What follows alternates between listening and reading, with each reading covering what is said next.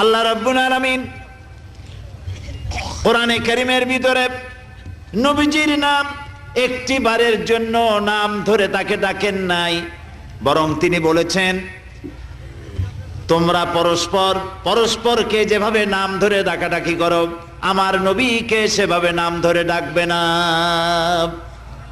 আল্লাহ নিষেধ করেছেন আমার নবীর নাম ধরে ডাকবে না। সুবহানাল্লাহি ওয়া বিহামদিহি। এই পৃথিবীতে যত নবী আসছেন সমস্ত নবীরা হলেন এলাকা ভিত্তিক নবী, অঞ্চল ভিত্তিক নবী।